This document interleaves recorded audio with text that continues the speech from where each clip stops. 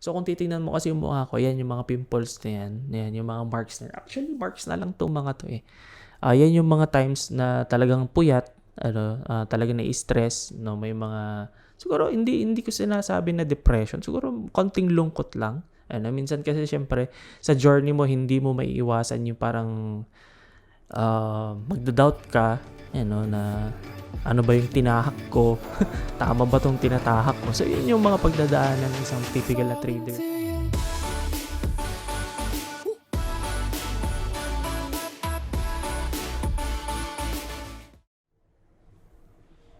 Uy! Kamusta? Kamusta? Siguro, itong topic natin ngayon is all about how did I start trading. Ako kasi, nung nag-umpisa ako mag-trade, basically parang nag-all in ako agad. Okay? Nag-all in ako agad sa trading. Okay? And hindi ko na-experience yung work/trading. Mag-umpisa tayo dun sa timeline. I will give you timeline dun sa kung paano ako napunta sa trading. Okay, so a lot of you na subscribers ko ngayon is alam na nag-umpisa akong magtrabaho sa Manila.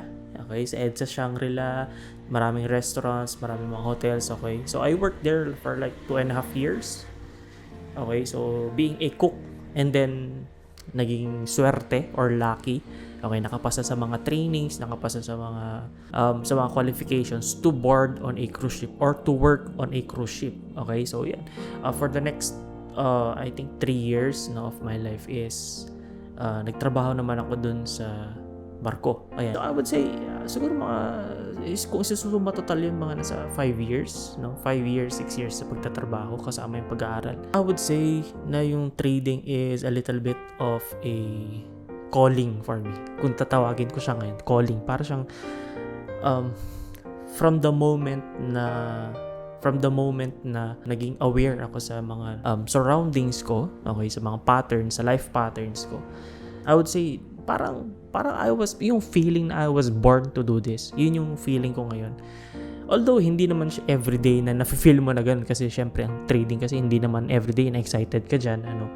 Meron ding mga downtimes, may mga I would say mas marami yung downtimes lalo na pag nag-uumpisa ka mag-trade. Okay, marami ka talaga mga hard times and all. Bago ako magtrabaho or bago mag-aral ng culinary, bago ako pinag-aral ng magulang ko, drop out ako.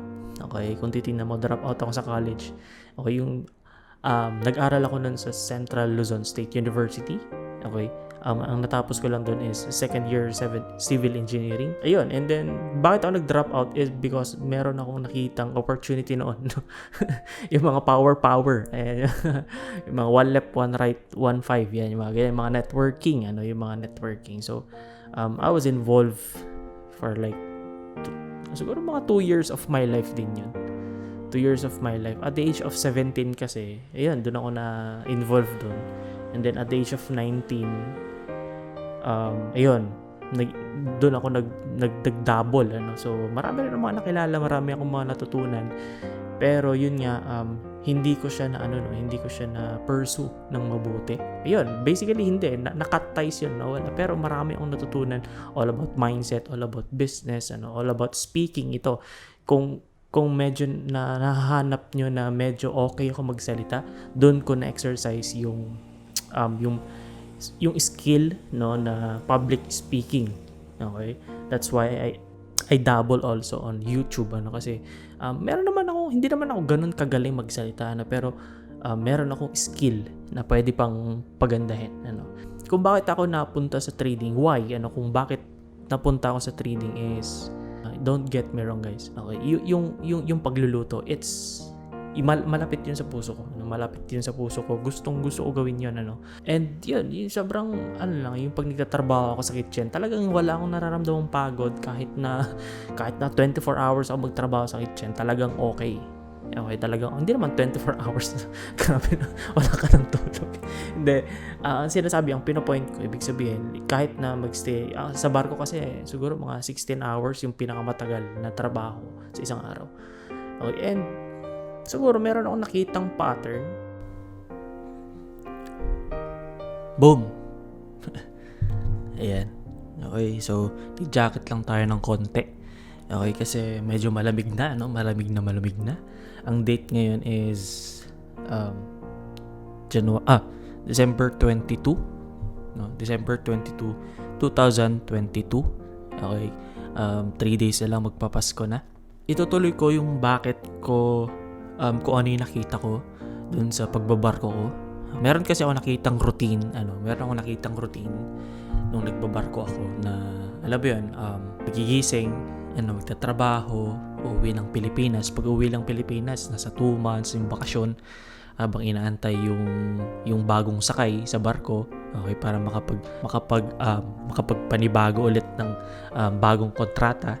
Alam mo, ang gising ko nun mga nasa 8:50 ng umaga. Tapos alam niyo yung pasok ko. Ang pasok ko nun mga nasa 9 a.m. Okay, ganun na. So, basically, ganun. So, ang ginagawa ko, pinipilit ko yung sarili ko na bumangon araw-araw. Alam mo yun, kasi doon sa barko kasi hindi ka pwedeng mag-ano dun eh. Hindi ka pwedeng mag-absent or hindi ka pwedeng mag-day off. Okay? Na nangyari, siguro napagod ako sa pag-iisip. Okay? Na kahit na gustong-gusto mo yung ginagawa mo na magluto, mag-serve ng mga pagkain, okay? Parang nakita ko, parang paulit-ulit yun nangyayari, paulit-ulit. In the span of more than 2 years na ginagawa ko yun, is para akong nagsawa. Dun sa paulit-ulit na ginagawa. And dun kasi sa barko, sobrang daming mga Pilipino na talagang dun na sila tumanda. Okay? Kumbaga parang yun na yung naging buhay nila sa pagbabarko. Okay? Don't get me wrong, mga seaman. Okay? Sobrang saludo ako sa inyo. Okay? Kasi alam mo yun, iba talaga yung workload. Iba rin yung pag sobrang bigat ng trabaho ka pa rin. Okay? Hindi ka pwedeng hindi papasok talaga. Okay, kasi in a way, parang magiging responsibility mo yung trabaho mo dun eh. Kasi meron kang, syempre, hindi lang pagluluto yung iniisip mo, syempre, pati yung safety, ng lahat ng naka-board doon sa cruise. And nung nakita ko yung mga tumatanda sa barko, is parang nagkaroon ako ng realizations. Siguro, makita nyo na pangit yung trait na nagsawa. Kasi, siguro, masasabi niyo na parang wala akong pasensya. Okay? So, yun yung siguro nakikita ng iba. Okay? Pero, isang trait ko kasi kapag hindi ako masaya sa isang bagay, okay, aalis talaga ako dun eh. I have to move, no? Konting tip lang po, ako po ay isang Aries, yung zodiac sign ko is Aries, So, I don't know if it is anything to do with that. Ang isang trait ko talaga is to move, or I have to move on. Pero pagka gusto ko talaga yung ginagawa ko, doon talaga ako nagko-commit. Okay, talagang pukpukan. Talagang i-attach ko yung sarili ko sa isang bagay, sa isang place, no? O kaya sa isang tao, okay, kung nasa relationship ako. Tapos yun, nag-decide na ako. So, very impulsive decision, very impulsive. So, hindi na ako nagtuloy magbarko noon. So, siguro that's like October 2019, nung hindi na ako before that may mga konting months lang. Okay. And then yun, hindi ko na nag-resign na ako and all. Nag-try din ako mag-apply noon sa Australia, doon sa isang land base. So may mga nakita akong mga agencies na nag-offer ng mga land base. And meron na, I think nasa halfway na ako sa application ko for that time. Palakad na ako ng mga papeles. And sabi ko, subukan ko na lang baka sa land base hindi ako magsawa doon. Kasi syempre pag land base, actually parang may 2 days off yun. So in every week, merong 2 days off. And parang yung pinaka-minimum is 40 hours a week. Okay, so sige, sabi ko, baka mas goods to. Baka hindi ako magsasawa. And then, nag-apply ako and then ang nangyari is, ayun, parang simula ng pandemic yun noon. So, naudlot. So, nakabayad na ako lahat. Naudlot. Yan, pero nahanap ko talaga yung sarili ko na magnegosyo. Or sabihin natin na talagang bumabalik ako, no, bumabalik yung sarili ko, ano, yung loob ko dun sa pagnenegosyo. Kasi dati pa lang, bago ako mag-aral ng culinary, ano, is nagbebenta-benta na kami. Ano, yung sinong kasama ko yung nanay ko, yung mama ko, ano. Kasi yung mama ko is government employee. Okay, so pag government employee kasi, maraming makakilala yan. Okay, maraming makakilala. And ayan, nagbenta-benta kami mga macaroons, mga banana loaf, okay? Mga brownies, mga cupcake. Marami, mga carrot cake, ano? Pero yung pinaka nagpatok or pinaka madami namin nabenta is yung embutido, ano? That's before I enrolled sa culinary. So, nagbenta-benta kami. Okay naman. Nag-enjoy naman ako peanut butter. Nagbenta rin kami ng mga peanut butter. Okay, and then, ang ganda kasi mas nag-enjoy ako sa ganun, ano.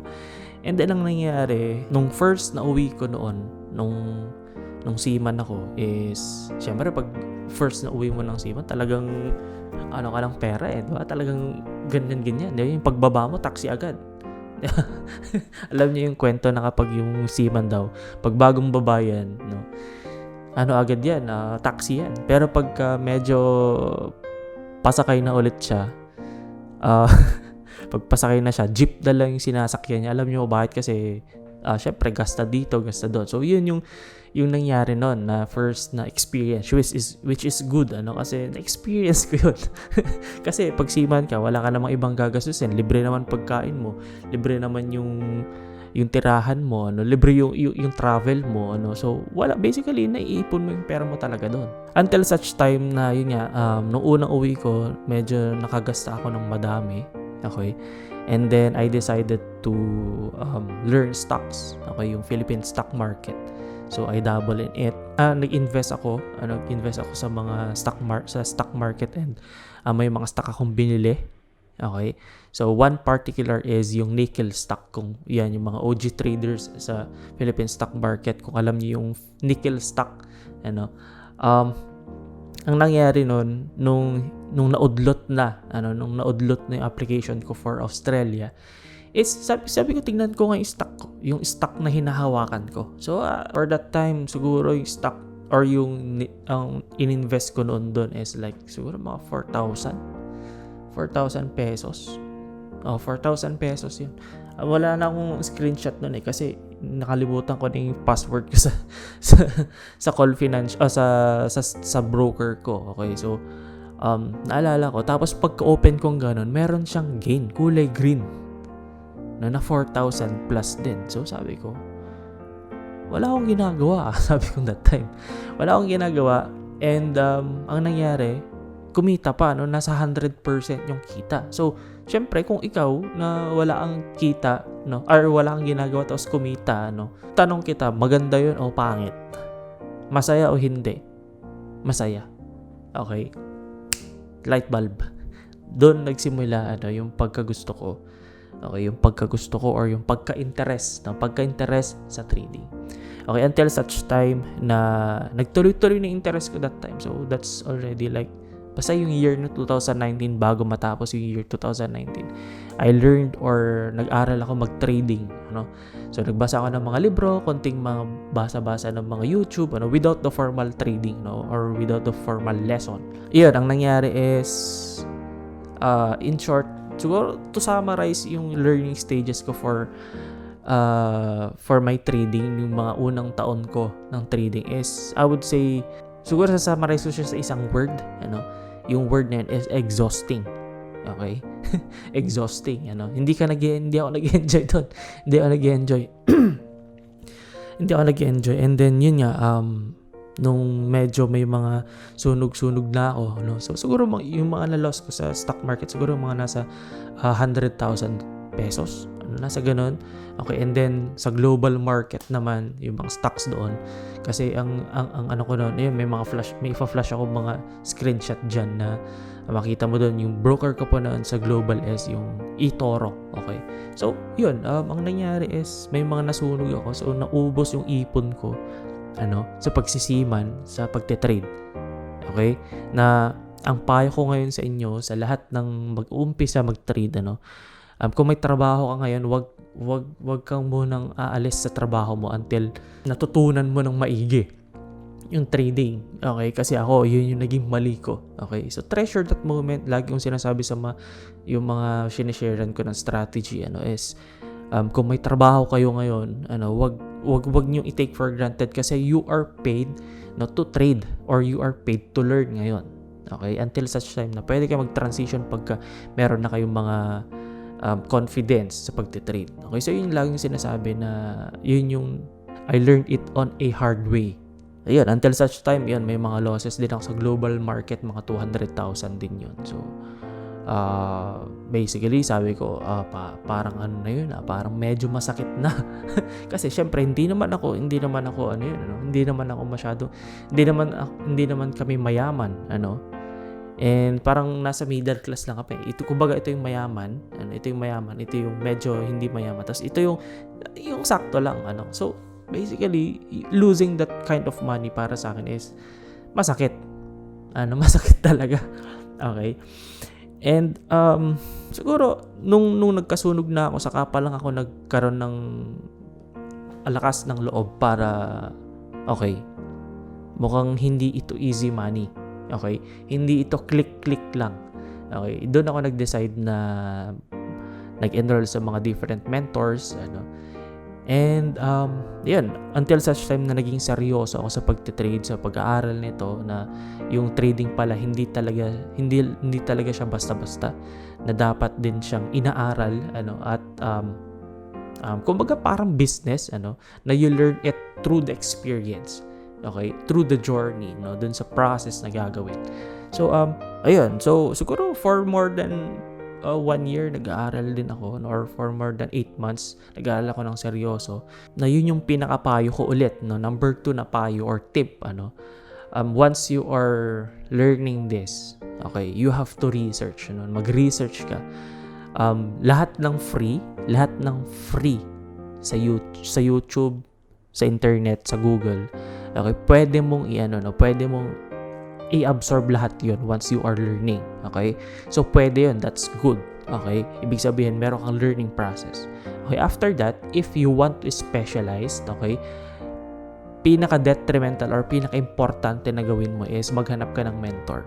Okay? Pag gusto mong mag-specialize. Kasi, yung mga mentor na yan, merong special skills yung mga yan na pagdaanan. Okay? So, kung gusto mong kung gusto mong bumilis, or mapabilis yung learning process mo sa kahit anong bagay, hindi lang dito sa trading, kundi siguro sa photography, sa videography, sa mga pag-edit ng video, pare-parehas ang purpose ng paghahanap ng isang mentor is to shorten your learning curve, okay, sa isang bagay.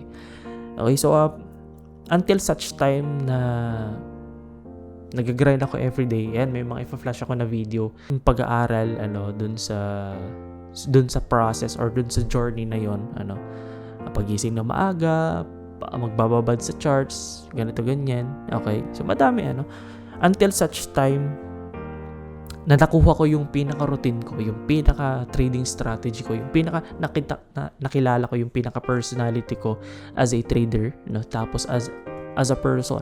Until such time na yan, nagtuloy-tuloy, madami pa rin mga nasunog ng mga accounts, okay, marami pa rin mga losses, pero that's normal, kasi that's your, let's say, your investment in learning dito sa trading.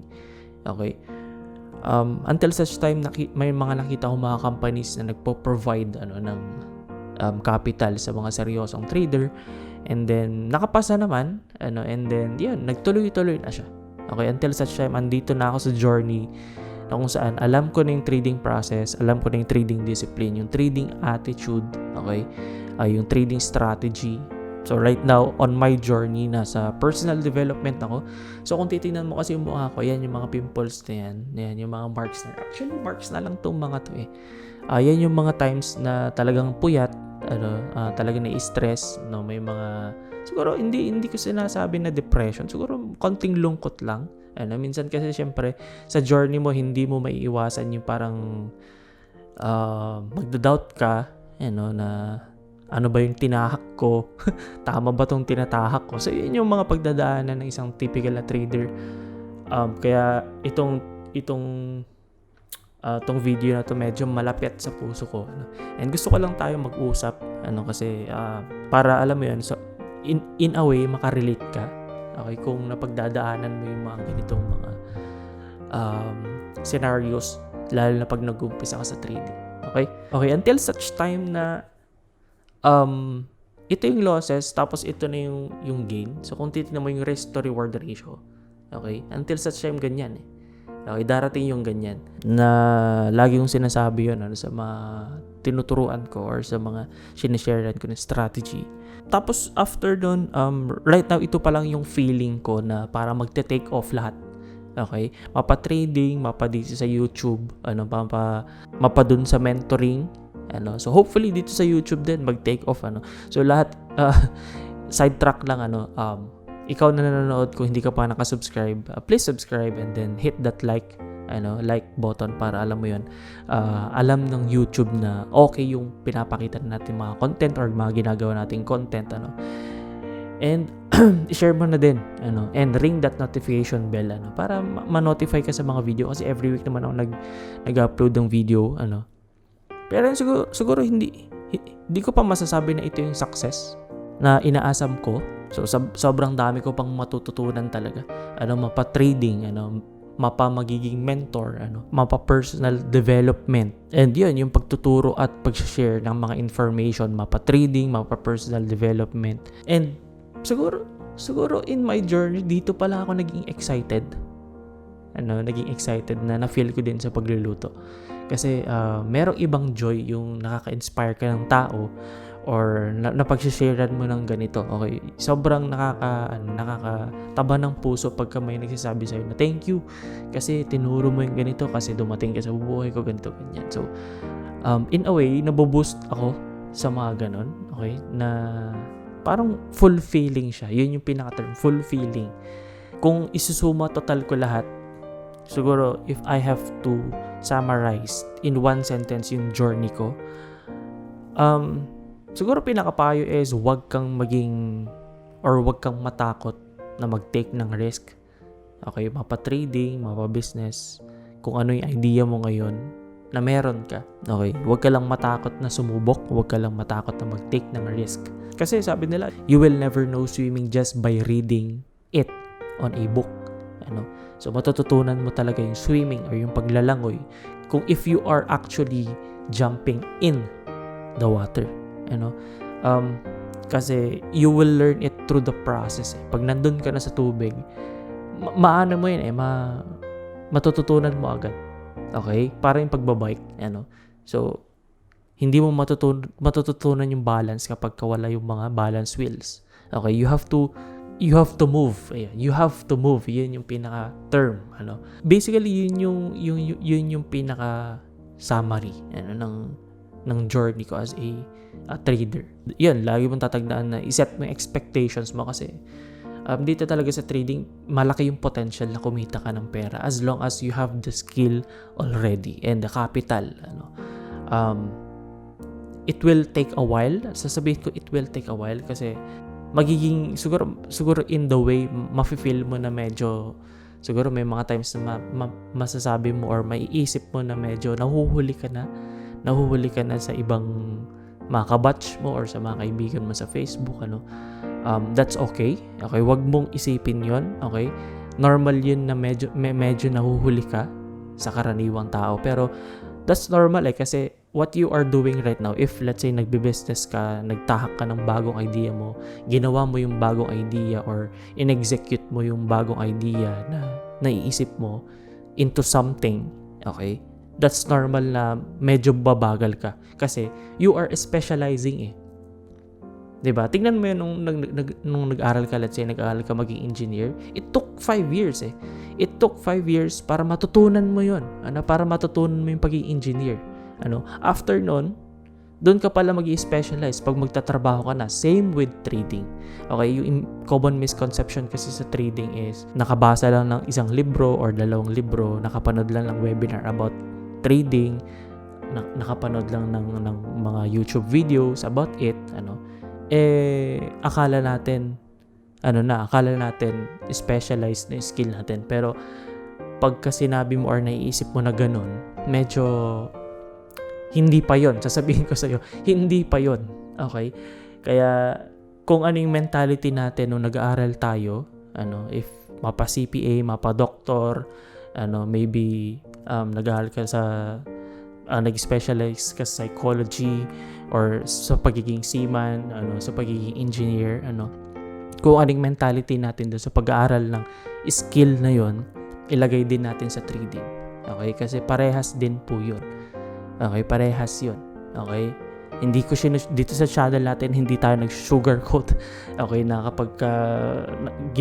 kapag ginawa mo to is kikita ka ng million, yes, merong potential, pero kailangan mong pag-aralan muna ng maigi talaga. Okay? Sobra talaga. Sobra. Okay? Okay, yun yung pinaka-tip. And number 2 na pinaka-advice or to summary, is i-enjoy mo lang talaga. I-enjoy mo lang. Ako, siguro, I would say na in-enjoy ko din kasi meron akong time marami akong time nung nag-aral ako ng trading nung mga first years of my learning process and journey. Kasi wala tambay na ako that time. Pero hindi ko naman sinasabi na tambay na fully kasi syempre meron naman akong ginagawa. So this is more like a business and self-employed na na ginagawa. Okay, yung trading kasi nag-aaral ka at the same time you are investing money yun yung high risk high reward. So sobrang high risk nito pero sobra rin yung high reward nito pagka nakuha mo yung skill talaga. So yun, basically that's it. Yung why and how I am trading. Siguro punta tayo sa chart. Tignan natin yung chart. Okay. Okay. So minimize muna natin to. Ito yung chart ng isang yung pagtitrade ng forex. Ito yung dito na pro-project kung ano yung mga prices and all and yun, teka lang. Punta natin dito. Okay. So, kung bakit ko nakita yung trading or kung bakit ko pinursu yung trading is because, syempre, hindi ko ipagkakaila, Hindi ko ipagkakaila, na meron akong nakitang opportunity to earn money, at the expense of not doing or not exerting physical effort, yung katulad sa pagtatrabaho na hindi mo kailangang lumabas or hindi mo kailangang bumili ng pwesto para kumita ng pera so you are doing it only kahit na meron kang yun magagawa mo siya kahit may PC ka lang, kahit may cellphone ka lang, and most importantly dapat may internet ka. So yun yung nakita ko na maganda, okay, na you can earn without you showing yourself to the outside world. Okay, so yun yung nakita ko. And then yun, number 2 is yun, meron potential na pwede maging business to. Okay, kasi yung business pwede siyang may potential na paganyan yung niya, yung okay, once you are, let's say una is meron kang maliit na kapital pero pagka nakuha mo yung discipline to grow it meron chance na lalaki yon. Okay, ibig sabihin dito sa areas na to meron ding mga losses na ganyan. Okay, pero that's normal so ganyan. So dito kasi sa una ganito yung effort mo, lagi yung sinasabi sa una ganito yung effort mo sa pagte-trade or sa pag-learn ng trade. Okay, pero yung kita mo sa trading is ganito lang siya. Okay, ganyan. So ibig sabihin malaki yung effort mo, malaking effort pero yung mo sa trading konti lang, yung dollars. Okay, minsan pa nga negative yan negative yan negative yung kinikita mo. Okay, pero darating yung time sa journey mo na ito yung effort mo. Okay, pero yung kinikita mo sa market or yung kinikita mo sa trading is darating yung ganito siya. Dito yung once na nag-specialize ka na or alam mo na yung sarili mo or kilala mo yung sarili mo or let's say nag-specialize ka ng isang skill or isang trading strategy dito sa part na yon. Okay, so ibig sabihin ito yung effort mo, ito yung dollars nakikitain mo. Ibig sabihin medyo pantay na, medyo level na. Okay. So, darating din yung time na, syempre, hindi ka naman titigil dyan kasi dito sa area, nakangiti ka na dyan. Dito, medyo sad ka pa dyan. Medyo nalulungkot-lungkot ka pa dyan. Medyo nagkakaroon ka pa ng mga realizations na tama ba yung ginagawa ko, ganito, ganyan. Pero dito, I would say, ngingiti ka na eh. Let's say, dito ngingiti ka na. Kasi syempre, meron ka ng pera eh. Tama? Or meron ka ng kinikita. Okay? So, darating yung time na ganito yung effort mo pa din, pero yung dollars na kikitain mo or yung profit mo, is okay, yung profit na kitain mo or yung money na pumapasok na relative to your skill sa trading is mas malalampasan na niya. So ganyan yan. So ganyan. Ganyan yung pinapakita ng trading and business also. Ganyan din yung parang pinaka basic na nangyayari sa business. Okay? Pero hindi ko naman sinasabi na 100% na pupunta ka sa dito or dito din. Hindi ko sinasabi na 100% na pupunta ka doon kasi syempre dito kasi dito sa middle of the journey, sa mga middle na yan, meron pa rin mga sumusuko. Okay, meron pa rin sumusuko, hindi lang sa trading kundi pati sa business. Kaya kung titignan mo, may mga businesses na hindi nagbo-boom or hindi nagtutuloy or hindi sila naging successful kasi hindi sila nagtuloy eh. Okay? So kung ano yung ginagawa mo ngayon, magtuloy ka lang. Okay? Ituloy mo lang yan. Lalong-lalo na dito sa trading once na nakita mo yung pinaka-personality mo and yung pinaka-niche mo sa pagtitrade is, I would say, magbe-breakthrough ka eh. Okay? And then yun, basically dito kasi ang daming journey na pagdadaanan. Sabi ko nga dito, this is true. Okay? This is true talaga. Okay, tamang-tama to. Okay? So yun nga, disclaimer lang na yung trading talaga it is very high risk. It is very high risk. Pero not to worry, it will be high reward once na nakuha mo yung skill. Okay, it is very contradicting kasi pagpasok mo dito sa trading, na-attract tayo dito sa pera, pero pag nandito ka na sa journey, mas magiging successful ka kapag hindi mo tinitignan yung pera over process eh. Okay, dapat dito pag nag-umpisa ka mag-trade, dapat process, sorry sa sulat ko process over results. Okay, dapat dapat mag-focus ka doon sa process na ginagawa mo araw-araw. Okay, hindi lang yun nga, sabi ko, this is on general, This is on general life kasi yung process talaga mas importante, So yung result, this is just only a byproduct of your processes. Okay? So basically yun lang, ayun. So sorry, medyo lang yung tone ko, medyo die down lang yung tone ko, pero ang oras kasi ngayon it's 3:37 AM 3:37 AM December 22, 2022 and ayan, kung bakit ganito ako ngayon is meron akong nafe-feel kasi ngayon, medyo sad lang ng konti, okay, on my personal life, pero I need to project that emotion kaya napapagawa ako ng mga video na ganito. And I need to channel it, yung emotion na nararamdaman ko. So, dito kasi pag trader ka, you have to, I would say, hindi mo tatanggalin yung emotions na nakikita mo. Okay? Or nafe-feel mo. You have to channel it. Kung nalulungkot ka ngayon, huwag kang magiging malungkot. Dapat i-channel mo yun sa mas magandang bagay. Okay? Pero, yung topic na to, it's on different video. So, dito tatapusin ko na muna yung video natin na to. Sana, in a way, nakarelate ka. Okay, dito sa pag-share ko kasi sobrang lapit nitong video na to sa puso ko kasi tinanong ko yung mga traders kung ano yung magandang susunod na content.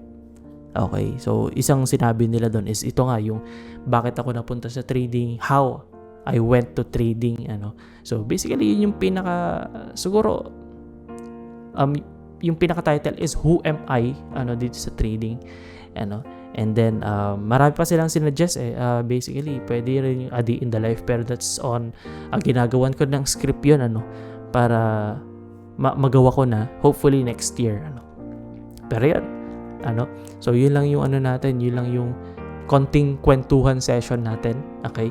Dito sa trading related, okay? So, yun, payo ko kung ikaw nag-uumpisa ka, okay, sa trading journey mo ngayon, i-pursue mo lang. Let's say, nasa 1 year ka na nagtitrade or nag-aaral ng trading, tuloy-tuloy mo lang yan. No, huwag kang susuko. Okay, huwag kang susuko. Okay? Sasabihin ko sa'yo, down the line or up the line, no, it will be all worth it. Okay? So, lagi kong sinasabi, sa mga traders ko, okay, kung ito yung road mo to your success, pag nag-uumpisa ka sa isang bagay, you have to start on your why. Or you have to start at the end. Okay, ano ibig sabihin nun? Ito yung starting line, ito yung finish. You have to start here sa finish. Sa finish line. You have to start there. Okay?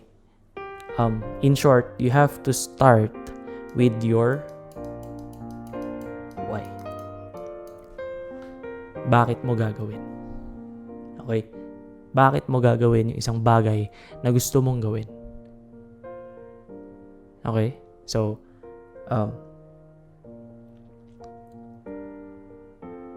kasi pagka hindi mo nalaman yan, pag hindi mo nalaman yung why, okay, pag hindi mo nalaman yung why, kung ano yung tinatahak mo yun, mapa-business, mapa-aral, nag-aaral ka ngayon, or nagtitrade ka, pag hindi mo nalaman yung why, okay, konting loss mo lang, let's say, negative $500 ka isang araw, mag-quit ka dyan pag hindi mo alam yung why mo.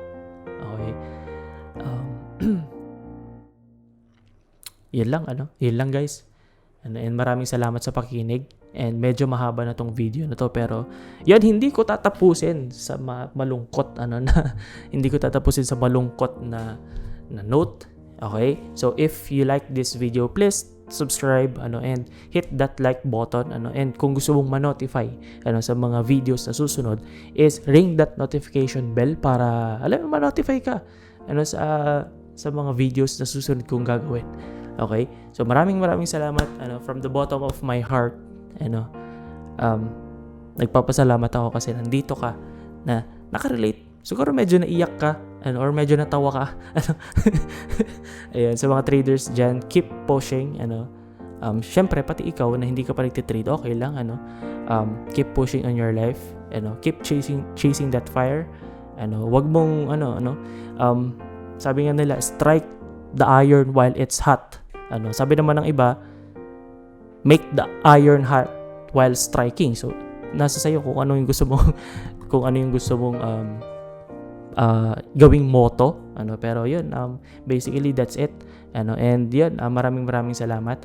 I-share mo na rin ito sa mga kasama mo or sa mga kakilala mo nagtitrade para alam mo yun, merong heart to heart talk na dito sa channel natin, hindi lang pera yung pinag-uusapan natin, kundi yung ikaw nanonood. Okay?